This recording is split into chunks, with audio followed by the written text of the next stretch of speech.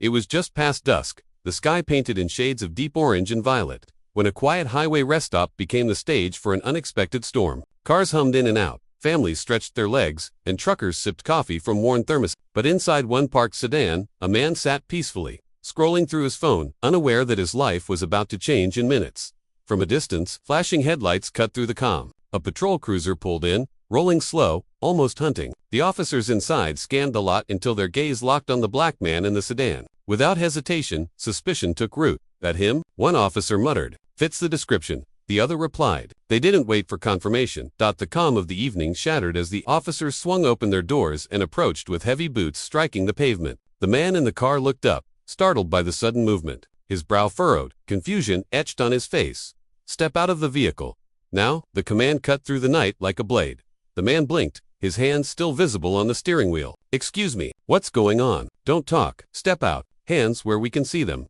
The tone wasn't a request. It was an accusation delivered before any crime was named. He hesitated just for a second, and in that second, tension thickened in the air. People nearby began to glance over, sensing that something was wrong. A mother clutched her child closer, while a trucker froze mid-step with his coffee. The rest stop, once mundane, had become a spotlight. The man slowly opened the car door, his movements deliberate, careful. He knew too well how hesitation could be misread. His voice was calm, controlled. "Officers, I'm not resisting. I just need to understand why hands behind your back." One officer barked, cutting him off. In a swift motion, cold metal cuffs clamped around his wrists. Gasps rippled through the bystanders. A few pulled out their phones, recording what felt like an injustice unfolding. The man stood there, restrained, his dignity stripped in an instant. "Sir, I've done nothing wrong," he said softly, almost pleading, but with a steadiness that carried quiet strength. The officers exchanged a look, their convictions still firm. To them, this wasn't a man, they saw only a suspect. But to everyone watching,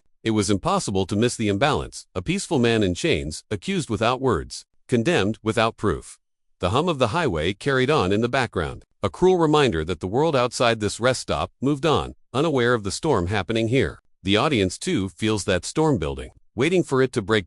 As the chapter closes, the man lowers his gaze, choosing silence over struggle, not because he is powerless, but because he knows something that officers don't, something that will turn this entire story upside down.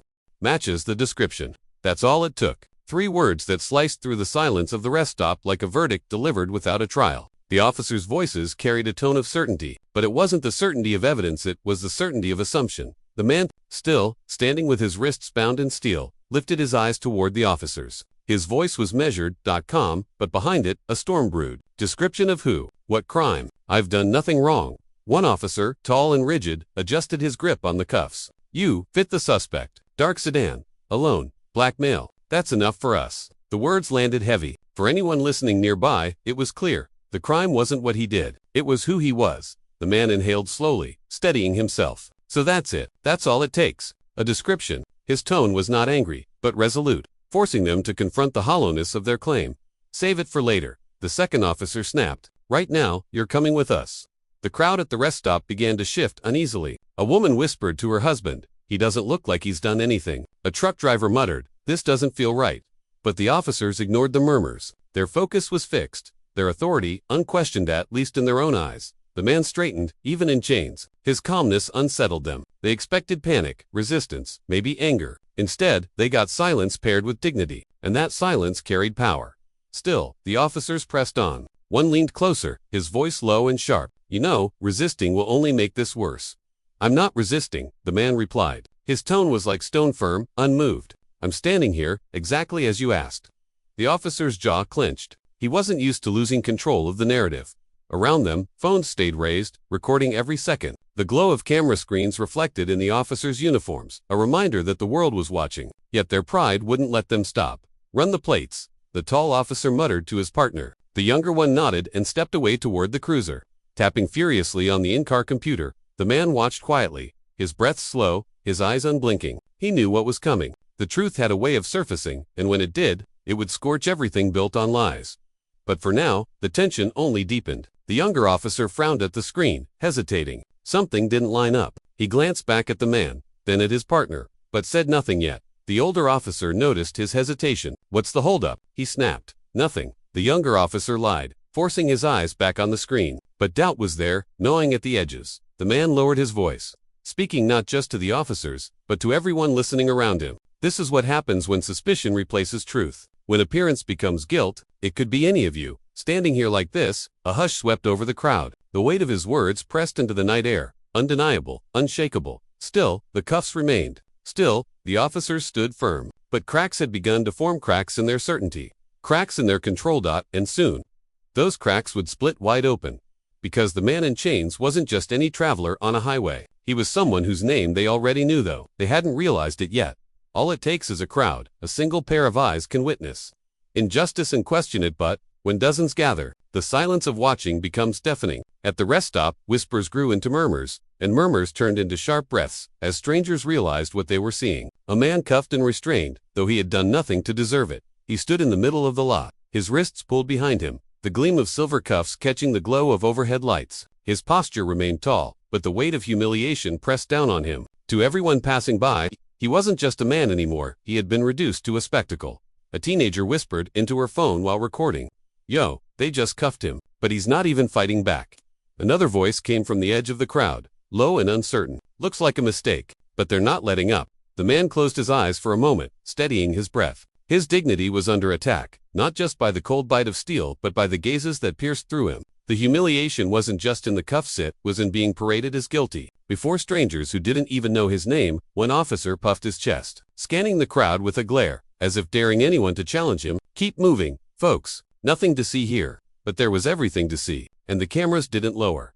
The older officer leaned in toward the restrained man. "See what happens. All these people watching, because you fit the profile." His words dripped with arrogance, like he believed the public humiliation was part of the punishment. The man's response was calm, but every word struck deep. "Profiles don't make crimes. Truth does," the officer sneered. "Spare me the lectures." For the bystanders, every second felt heavier. Parents tugged children closer, unsure whether to walk away or stand frozen. A truck driver shook his head, muttering under his breath, "This ain't right." Not at all. His voice wasn't loud enough for the officers, but loud enough for the crowd. Still, no one stepped forward. Fear of authority kept them at bay. Phones were safe shields, but voices carried risk. The man, despite the cuffs, stood straighter. He knew humiliation was a weapon designed to break him, but he wouldn't bend. His silence, his composure, became a quiet defiance. And that unsettled the officers more than anger ever could. One officer barked orders, tugging at the man's arm as though to remind him who held control. Yet the more he puttered, the more fragile that control looked under the lights of recording cameras. A child tugged at her mother's sleeve and whispered innocently, "Why are they arresting him? Did he do something bad?" The mother's lips tightened. She had no answer, none that made sense. Every moment stretched, the scene feeling less like law enforcement and more like theater, an unspoken performance of power. And in that performance, the man was forced into the role of criminal. Though his only act had been to stop and rest, he lowered his gaze briefly, not in defeat but in reflection. The humiliation was real, but he carried something greater, something unseen by those who mocked his silence. And as the crowd shifted and the officers held tight to their arrogance, the stage was set for what came next. Because soon, silence would break. Soon, truth would surface. The man knew it, and deep down, the younger officer, the one staring at the computer in the cruiser, was starting to know it too. The chapter closes, not with action, but with weight, the weight of injustice seen by many, recorded by more, and soon to be judged by truth itself. And as night deepens at the rest stop, the story edges closer to revelation, where quiet composure will collide with undeniable recognition. Sometimes, silence speaks louder than words. As the man stood cuffed beneath the harsh floodlights of the rest stop, the crowd's whispers swirled like smoke. The officers believed they had cornered a suspect, someone who fit the vague outline of a crime. But the truth hidden waiting sat quietly behind the man's calm demeanor. He could have spoken. He could have ended it with a single sentence. But he chose not to. His silence wasn't weakness. It was strategy. The older officer stepped closer, squaring his shoulders. "You got nothing to say? Fine. That makes our job easier." He tugged at the man's arm as if to remind him who was in control. The man's eyes lifted, steady, unshaken. He said nothing. This only fueled the officer's arrogance. He turned toward the onlookers, raising his voice. "See this? Doesn't even deny it. Guilty men don't talk." A murmur ran through the crowd. Some believed it. Others shook their heads in disbelief. The silence left space for interpretation, and the officer exploited it. But the man knew better. Timing was everything. In his courtroom, silence often revealed more truth than arguments ever could. Tonight, he wielded it like a weapon, forcing the officers to reveal themselves.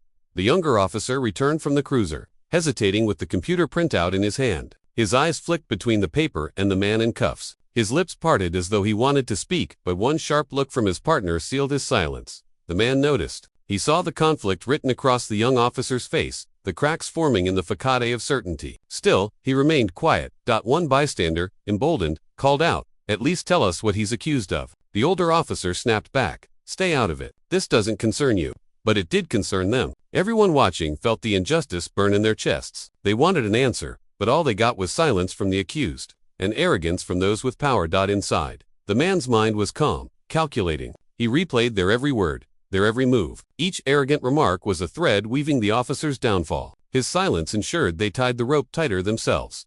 Another officer shoved lightly at his shoulder. "Why don't you just make this easy? Tell us where you were tonight." Still, no answer. Just the sound of crickets in the trees and the distant hum of traffic on the highway. His composure rattled them more than anger could. To the crowd, his silence became something greater than confusion. It became dignity, a refusal to be dragged into their narrative. The older officer leaned in close, whispering so only he could hear, "Keep quiet all you want, but once we get you downtown, that silence won't save you." The man finally allowed himself the smallest of smiles, not mocking, but knowing. Still, no words passed his lips. The younger officer's hands trembled as he held the report, his conscience battling his orders. He looked at the man again, recognition flickering in his eyes, though not yet fully formed. The moment stretched, the crowd waited, the officers fumed, and through it all, the man stood in silence, his presence speaking louder than any protest. He knew the truth would land soon, and when it did, it would not just clear his name, it would expose theirs. The silence was almost over. Every lie, every false assumption, eventually meets its breaking point. And on that quiet night at the rest stop, the cracks had finally begun to show. Inside the patrol car, the younger officer's fingers tapped nervously against the keyboard. The computer screen glowed in the darkness, illuminating his face as lines of data filled the display. Name, address, occupation, everything about the man. In cuffs scrolled before him, but none of it matched. His brows furrowed. "The report," said law-abiding citizen. "No warrants, no alerts, no connection to the alleged suspect they were so confident they'd found." And then another detail popped up. A title, one that made the young officer's stomach twist. Meanwhile, outside, the older officer continued his performance of authority. He paced around the handcuffed man, addressing the crowd more than the suspect. "This is what happens when you try to run from the law. Think you can just sit here and act innocent. Doesn't work that way." But the crowd was growing restless. The bystanders weren't blind. They saw the man's calm composure, his quiet dignity, and they felt the unease of the officer's arrogance.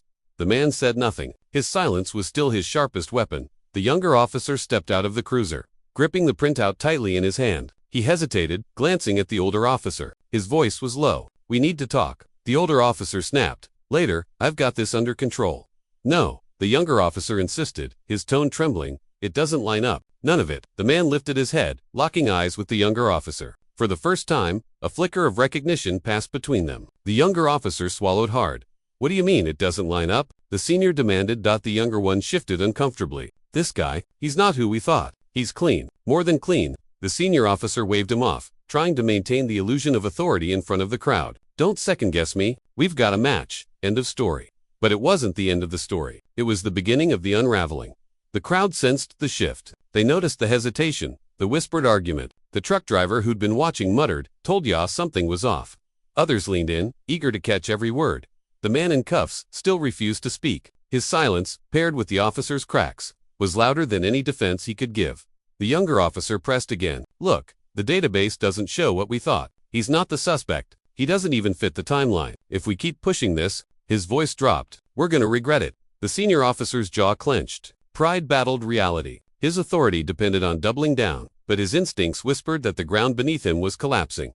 He turned back toward the crowd, raising his voice to cover his doubt. "Everything's under control. Move along." But no one moved. No one believed him anymore. The man stood taller, even in chains. His silence now carried weight, like the calm before a storm. He knew they were on the edge of discovery. The cracks were widening, and soon, they wouldn't be able to hold their false story together.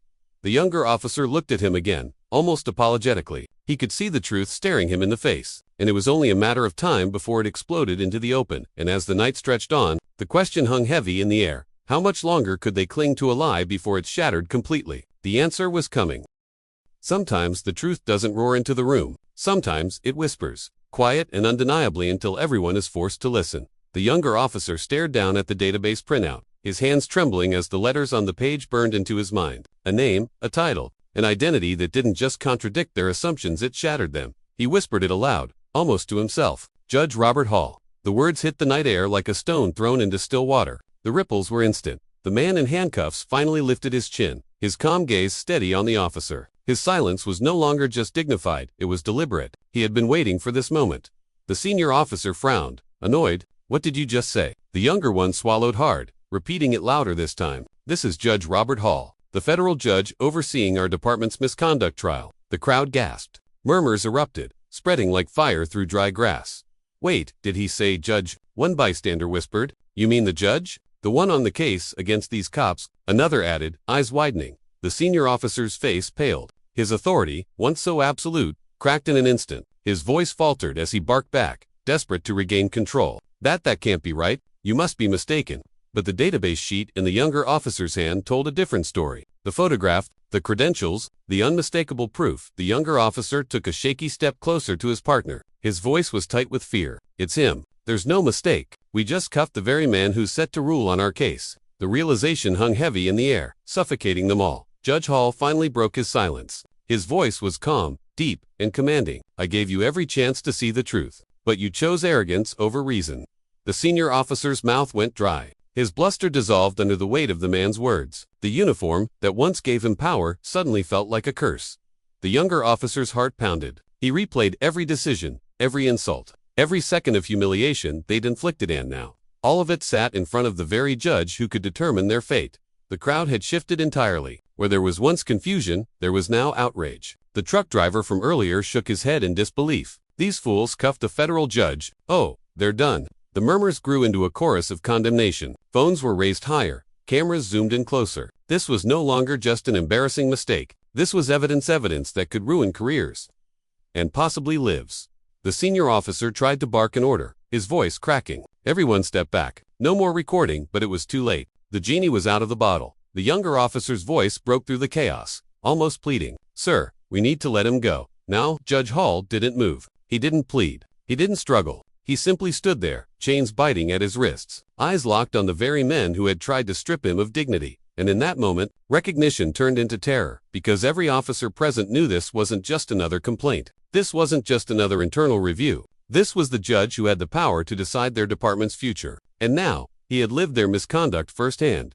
The senior officer's hands twitched nervously toward the cuffs, but he froze. Touching them would mean admitting the mistake. Leaving them on meant digging the grave deeper. Either way, he was trapped. The younger officer glanced at the crowd, then back at the man they had chained. His voice cracked as he said the words. His partner refused to. Your Honor, I didn't know. The judge raised a single brow, his expression unreadable. Then, with chilling.com, he said, and yet, you acted as if you did. The silence after those words was deafening. The officers exchanged panicked glances. The crowd leaned in, waiting to see how this would unfold. The night air felt heavy with consequence.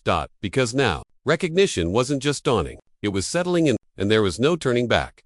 The cuffs still clinked against Judge Hall's wrists, but everyone knew who truly held the power now. Panic doesn't always come with screams. Sometimes it seeps in quietly through darting eyes, trembling hands, and whispers too low for the crowd to hear. The officers who once strutted with arrogance now huddled together, their shoulders tense, voices dropping to frantic murmurs. The cuffs still clinked on Judge Hall's wrists, echoing like a countdown clock, each second reminding them of the mistake that could end their careers. Take them off, the younger officer hissed. We can't keep him like this. But the senior officer's jaw was tight, his pride refusing to bend. He shook his head. If we uncuff him now, it's an admission. You want this all on record? You want to hand them proof? The younger one's eyes flicked toward the crowd. Dozens of phones raised high, red recording dots glowing like tiny judgmental eyes. They already have proof, he whispered sharply. Every second we stall makes it worse. The senior officer's hands twitched at his belt. Sweat gathered at his temples. For the first time, the uniform felt heavy, suffocating. He had spent years leaning on the authority of that badge. And now, in front of a crowd, it felt like nothing more than a piece of tin. Judge Hall stood silent, observing. His stillness only magnified their chaos. He didn't need to shout. His presence alone was unraveling them. Another officer, nervous, young, desperate, broke the whisper circle. What if he files against us? What if this goes to the press? The senior officer snapped back, his voice low but sharp. Shut your mouth. Don't say a word about press. But his tone betrayed him. There was no control left, only fear. From the sidelines, the crowd wasn't just watching, they were judging. Some shook their heads in disbelief. Others whispered in disgust. And some, with quiet satisfaction, knew they were witnessing arrogance collapse in real time. A woman near the front raised her voice, loud enough to cut through the whispers. "Why is he still cuffed? You know who he is." The officers froze. Every eye turned toward them, expecting action. The power dynamic had shifted entirely. Authority was no longer theirs to command. The senior officer clenched his jaw and leaned toward the younger one. His whisper was more desperate now. "If we release him, he'll destroy us in court. If we don't, the crowd will eat us alive. Either way, we're finished." The words were poisoned. They all knew he was right. The younger officer's hands trembled. He looked at the cuffs, then back at Judge Hall, whose calm gaze never wavered. The silence between them was heavier than any shouted accusation. Judge Hall finally spoke, his voice steady, measured, cutting through the tension like a blade. "This is what panic looks like when the truth catches up." The officers flinched. His words weren't loud, but they carried the weight of inevitability. The senior officer rubbed his forehead, whispering harshly to the others. Think. There's gotta be a way to explain this. Maybe we say it was standard procedure." The younger officer shot him a look, disbelief in his eyes. "Standard procedure? For a federal judge? Are you hearing yourself?" The senior's composure cracked. His voice rose just enough for the crowd to hear. He didn't identify himself. How were we supposed to know? The crowd erupted in a wave of boos and angry shouts. That excuse wasn't enough. Not here, not now. The judge didn't even flinch. His silence was more damning than any outburst could be. The senior officer's hands shook. For the first time in years, he felt powerless, cornered, trapped by the very system he thought he commanded. His badge didn't protect him. His uniform didn't shield him. His authority had been stripped away, and all that was left was fear. One by one, the younger officers looked at each other, the realization setting in. Their leader was crumbling. Their story was collapsing. And the man they had cuffed, the man they thought was powerless, was the one holding all the cards. The panic behind their badges was no longer a secret. It was on full display, and the crowd was watching every second of it. The senior officer finally muttered, almost to himself, "We're finished." But the truth was, this was only the beginning. Silence has a power of its own, but when silence finally breaks, it can thunder louder than any storm. Judge Robert Hall, hands still cuffed, lifted his head. His calm eyes swept across the circle of officers, then the restless crowd beyond them. When he spoke, his voice was steady, low, but every word carried the weight of years spent in courtrooms, where justice was not just spoken, but delivered. "Officers," he began, "do you know what these cuffs represent right now?" The senior officer stiffened, his throat tight. The younger ones froze, waiting. Judge Hall didn't raise his tone. He didn't need to. His words sliced through the tension. "They represent your failure to distinguish between law enforcement and lawless aggression." The crowd murmured, phones raised higher, capturing every syllable. "You claim I matched a description," Hall continued, eyes narrowing slightly. "But what you matched was a prejudice, a skin color, a suspicion without evidence. And in doing so, you dishonored the very oath you swore to uphold." The younger officer swallowed hard. His hand twitched nervously near his holster, though no threat existed, except truth itself.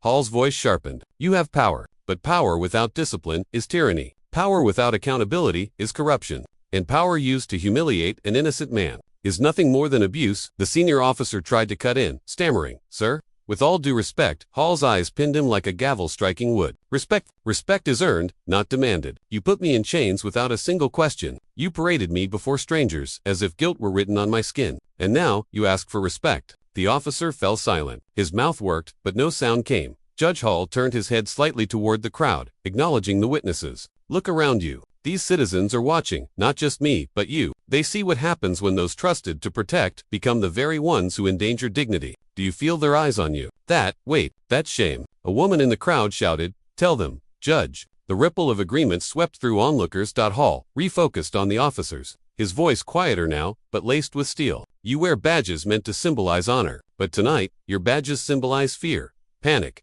and a betrayal of justice." The younger officer's face flushed. He whispered to his partner, "We should take them off now." But Judge Hall kept speaking, unwavering. "Justice is not a weapon to be twisted. It is a balance, a promise, and when those entrusted with it abuse it, that promise fractures."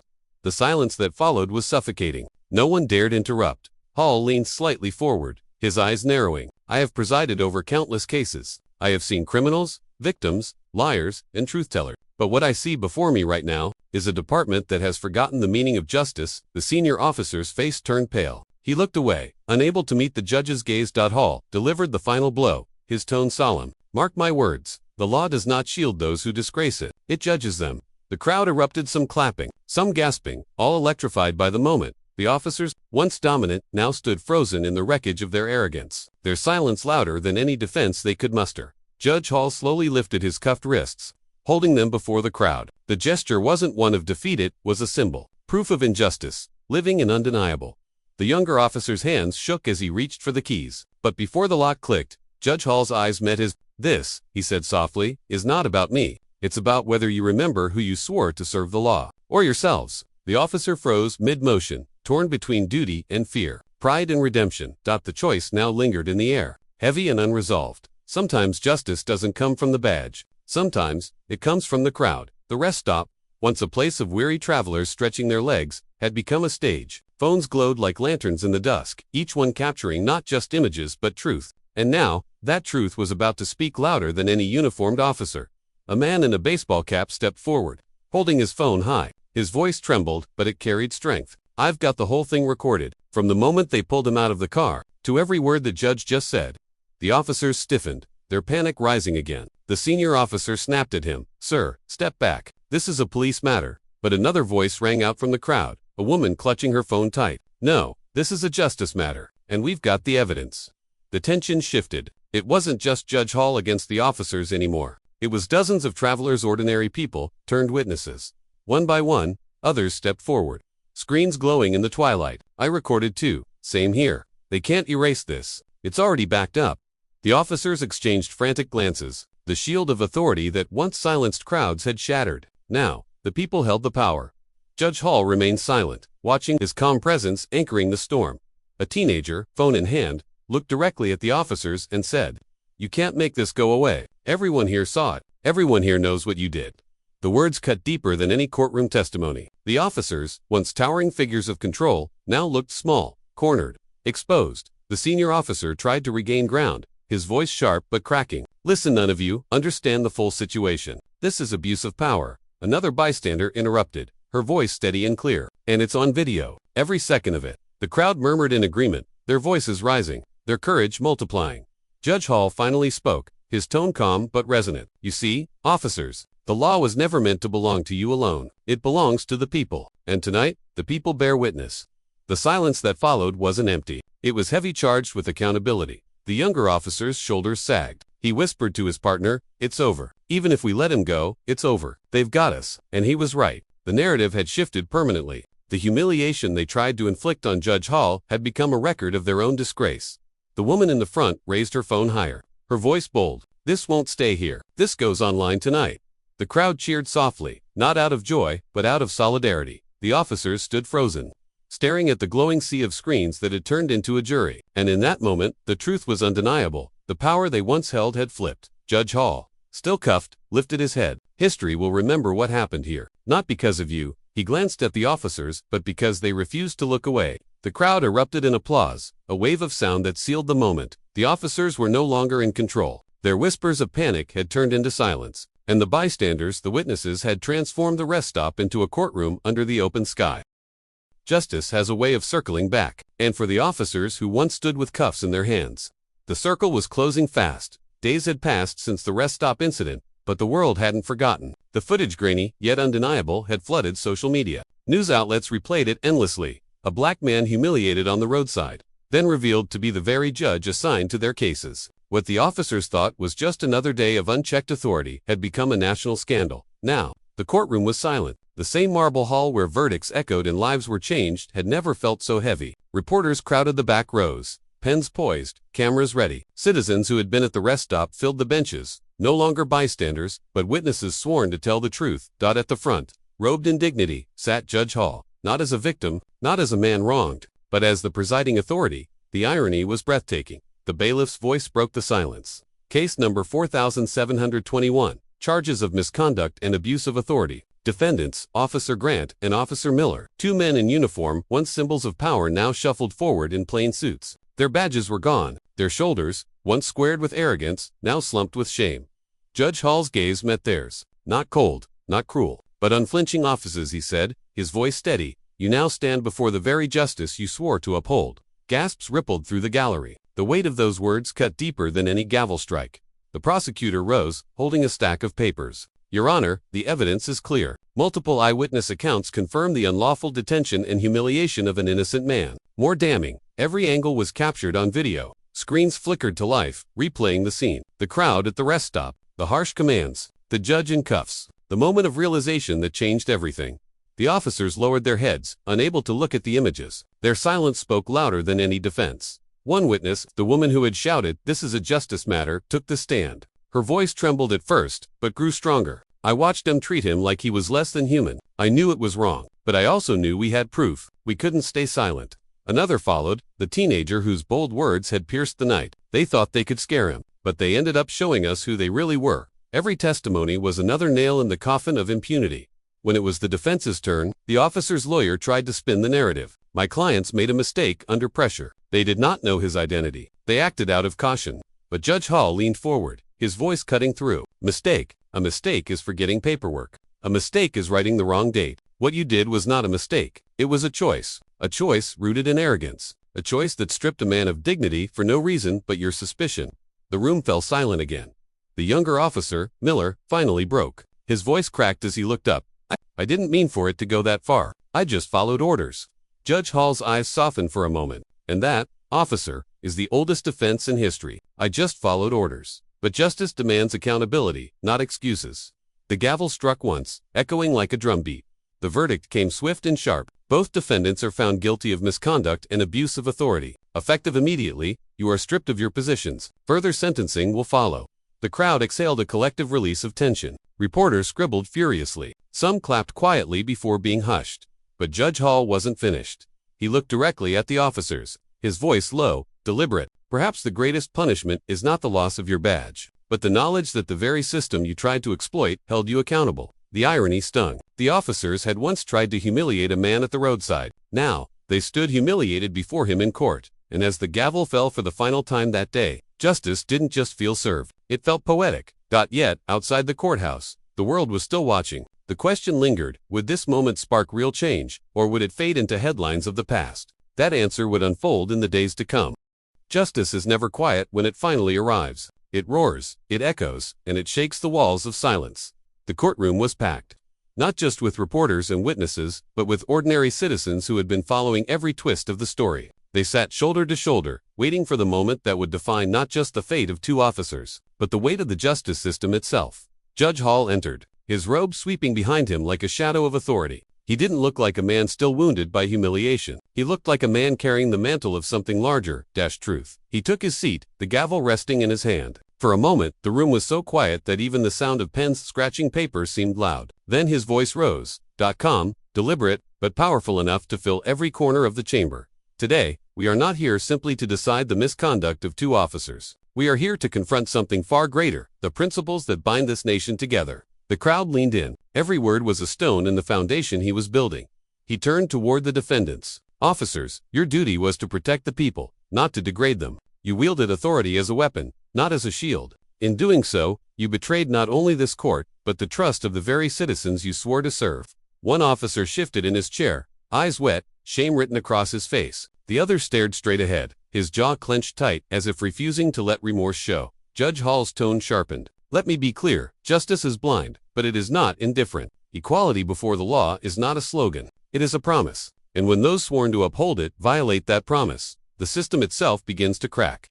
Gasps and murmurs filled the benches, but no one interrupted. This wasn't just a ruling, it was a declaration. Then came the verdict. "Officer Grant and Officer Miller, you are hereby stripped of your titles, your badges, and the authority you misused. You will undergo mandatory disciplinary review, and you will be barred from reinstatement until this court is satisfied that accountability has been met in full." The gavel struck, echoing like thunder. For a heartbeat, the room stayed frozen. Then, it erupted. Cheers from the back rows, tears from those who had once felt voiceless, and flashes from cameras capturing the historic moment.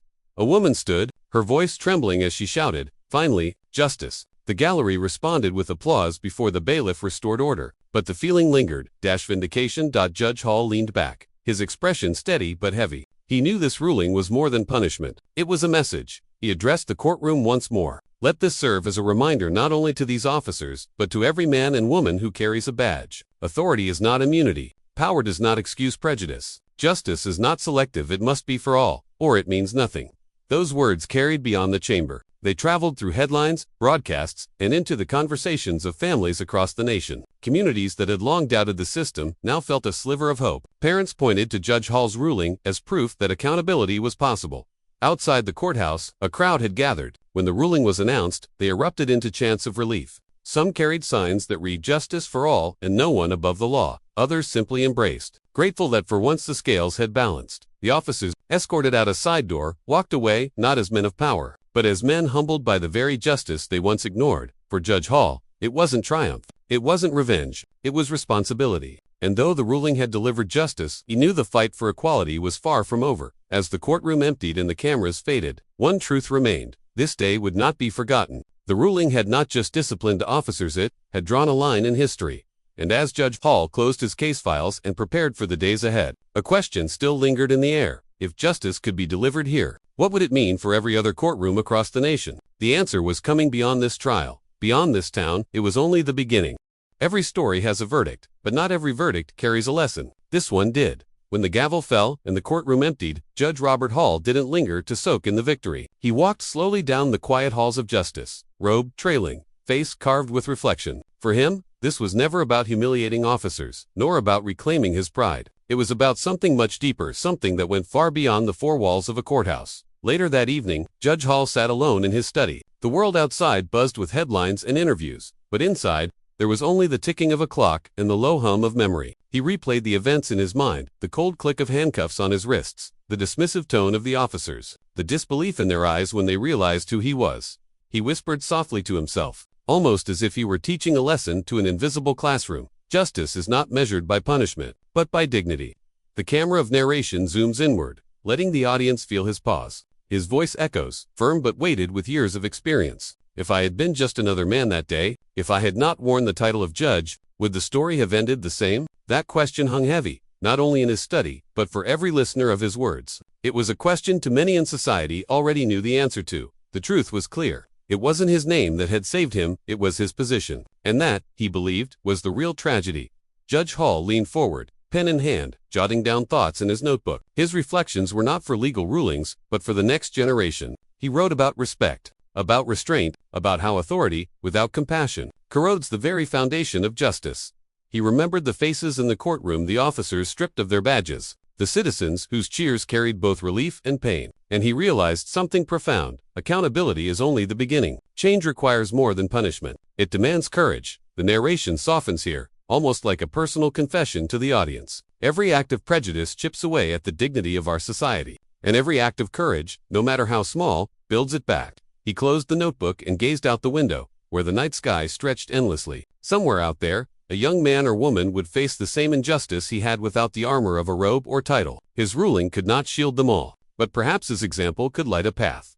The next morning, Judge Hall stood before a classroom of law students, invited to speak, not as a judge, but as a teacher. The students leaned in, notebooks open, eyes bright with anticipation. He began with a story not about statutes or precedents but about a rest stop, a pair of handcuffs, and the silence of a man who had once been underestimated.